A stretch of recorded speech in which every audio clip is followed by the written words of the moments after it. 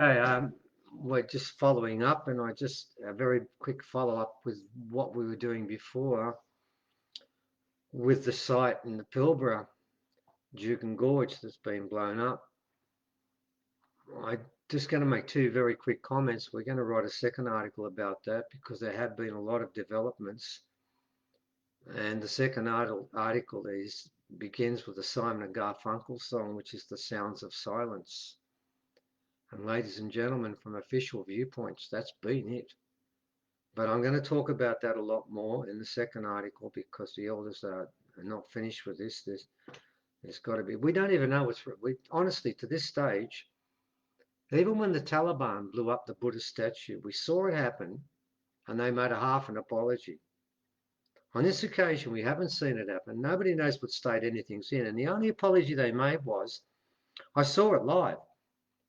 This guy was being interviewed, and he apologised three times to the KKP, which is a couple of families that make up a representative group. They're allowed to talk to, and legally everyone's fine with that. Well, that's another story. But anyway, what he said three times was he felt really bad about the distress it caused them. And the interview said, "But look, this is 46,000 years old minimum. It's the oldest site in inland Australia. It's a national and international heritage, and you've destroyed it. Don't you feel bad about what you've done and what you've created and how you've destroyed history?" And his comment was, "I feel very bad about the stress I caused those three families." And that's it. That's an apology. Honestly, the Taliban did better. But anyway, I'll get to that next article. I shouldn't be talking about this. I'm supposed to be talking about this article, then an online conference we're doing. So we'll leave that aside for now. It's outrageous, and it's Australia. Anyway, back to the article. We've actually done this differently. We've got the three rings, and we've pulled in another object we had from way back that Arnie Mini Mace gave us. And we've done some heavy science just to try and prove empirically again that what we're talking about does fit in and it gets the ticks. And we have an analysis done of the three rings plus the object that Arnie Mini Mace gave us. And there's two things I want to talk about now, and there's a lot more in the article. And the first one is in regards to the ring itself, and it's the second ring, the Lemurian ring that Ros holds at the moment with four animals on it. And there's one piece of chemistry I want to talk about, and then some new chemistry that's turned up since the last time. And I'm going to repeat something I've said before. The fact that a ring from Angkor Wat, which is thousands upon thousands of years old, and it's easy to find that out because the dirt is still there. So from the time it was buried to now through OSL, we can date how long that's been. So we can get the thousands easy. It's not a problem. So the claim is fine. But the readout is wrong. It's primarily orichalcum, which I've talked about before, with one element taken out, nickel, and titanium placed in. Now, titanium is a metal that has the highest density strength ratio of any metal on the planet, and it was being used since the 1930s, and before that it wasn't used. Yes, it was. Thousands of years before. That is an anomaly that doesn't fit in. And then we've got another one, and it's the new piece of evidence that's just came in. Now, we've told you before about the sort of jewelry that was found at Carrion alongside an ancient bone, which we have analysed, and they've told us it is an ancient bone, and quite ancient at that too. And we know it's human, and that comes from a CAT scans. We've done that. It was found alongside there. It's given to me by Arnie Mini, and she said it was Nefertaru's, the Egyptian son's pharaoh, Khufu's son, rather. And anyway, it was analysed, and I've told you before that it was 24% unidentifiable. Can't find it on the periodic table, can't find it on the planet. Now, some people have said, "Oh, yeah, fine, it's probably just something brand new that people haven't locked in, and it hasn't been quite gone through for the process like that. It could have been something recent, so that's been an issue." Well, we aren't metallurgists, but piece by piece we put things together, and we found out something that now proves this particular piece of metal, this object that Arnie Mini gave us, something's way wrong here. because 3% copper. You need to understand that 73% aluminium, 3% copper. Aluminium, Napoleon III served his guests two types of cutlery. For the highest level, aluminium. For the plebs, silver. Aluminium was considered, until we used it industrially and differently, to be the most valuable metal there was. Now here's the trick. That aluminium, around that time, was the ones that had copper in it, was around 8 to 10%. That's it. Now, if you go back, way back, thousands and thousands of years to the very first time aluminium and copper were put together, do you know what the average amount was? 3%. Well, we're 73% copper and 3%, sorry, 73% aluminium and 3% copper, which means that fits in perfectly into the parameters of a piece of jewelry that's very worn and part of it's broken, that is thousands upon thousands of years old, which it's supposed to be. Therefore, it shouldn't be here because there's no metal that's supposed to be here before cooked. But anyway, it is.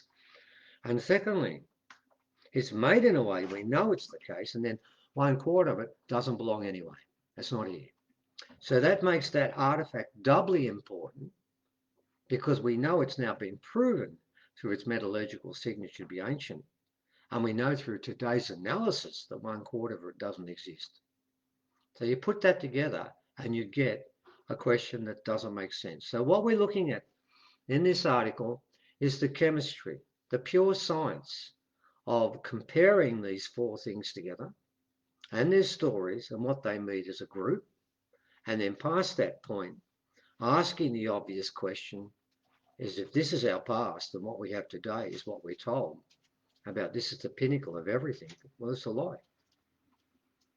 And to that end, here comes the last part of this, which is the next presentation we're doing.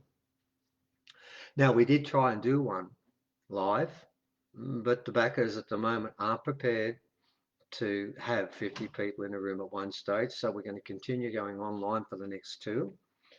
And all three of them are part of the same story about the change that's taking place, that's been sung into enactment with what the elders call a magic box as part of this. And it takes place on the 21st of December at Uluru. And the presentation we put together in three parts is our alien ancestry, what comes next. We did the first part. The second part is a follow-on. And then the third part, and there needs to be three for this to be done properly, will be all blackfellow. At the moment, we're looking at including representatives of 7 tribes that span 4 states. But what we've put together is a piece-by-piece sort of schematic, thematic approach to this story. And in the first part, which most people that saw this thought was quite good and enjoyed it, we did the first part of that story. We had Ditch playing and meditation, and we had some information, and we had some factual stuff about the fact that UFOs exist, and then Leah was talking about the position of and the existence of aliens in any shapes and forms, and how they exist and how they interact. This time around, we're doing a different part of that story that leads on to the next one, which might even need to go over 2 days to fully cover, because we're pulling in original people from all over to complete this story about the change that's taking place. This part was the parts that needed to form the empirical background that goes on to the last part of this. This is how we've worked this out. So what we're doing this time around is we're going to speak all different stuff, okay, from a different perspective about the use of rock and stone, from 10-ton rocks to a stone arrangement, the Standing Stone site near Mullum, 184 stones, some of which are 10-ton in weight, and I've seen them. We're going to look at that. We're going to look at smaller rocks all the way through down to other rocks, and we're going to talk about Karen. We're going to talk about the sacred rocks and the legacy that and the story within them, because half of the rocks we have are called star rocks. They belong to the Star Rocks collection that Uncle Marbach gave that title to when he first spoke about them. So we're going to talk about that part of the story. Then we've got Barry. Now, Barry specializes in contacting your past life, and when you're going to do this, in this ceremony that takes place on the 21st of December, every being on this planet is part of it, whether you like it or not. And you've got to get yourself ready. And to get yourself ready to understand who you are and where you are, you've got to understand you're here because of everything you've done before. And you need to contact the best history book there is, yourself. It's all there. And Barry's about that. Leah is back again, and this time she's going to talk about her incarnation on Atlantis. I've got to make a point. Sorry about scratching my foot there. I didn't realize I was still on camera. Well, anyway, Atlantis, and more to point, she was there when it fell. And I want you to think about this. I'm talking about the 21st of December this year is when this whole civilization falls apart. In a different way to last time, because the other way was more dramatic and more banging around, and there's waves and all sorts of shaking and stuff. This is just each soul shaking towards a vibration that's suited to them. But here, she talks about that, and that's very important because that's part of the history we're repeating, and we've got to understand what happened before to understand what's happening now. So we look upon that as another chapter. And then we finish with Mary Robble. Now, Mary comes at the end of the day, which some people, and I did when I told her this, she sort of sighed a bit and thought, oh my God, I got the death shift. Because normally when you're doing presentations by the end of each day, pardon me, people are brain dead. We always demand to get the first one, people are still alive. At the end of the day, you're going to get tired. So anyway, but she had to, because she's in contact with the children, as Leah is, that are in contact with the aliens, have chosen these kids for specific things and messages. And they may well be some of be our leaders in the future. And our presentation is called Our Alien Ancestry Dash What Comes Next. Well, as I put it to Mary at the time, well, you're doing what comes next. We're doing the first part, alien ancestry, and we're doing before the dash. Therefore, she must do after it. So that's what we're doing on this occasion. We're building it up to a final presentation, which is focused again around this prophecy that we've spoken about before and we'll speak about during the presentation also. So, in closing, and I'm going to close by saying something too. The main reason why I know there's a change coming, from my point of view, is what's happened in this country. You see, I've just found something out in this country that mining companies have exclusive rights when they take a lease out on original land.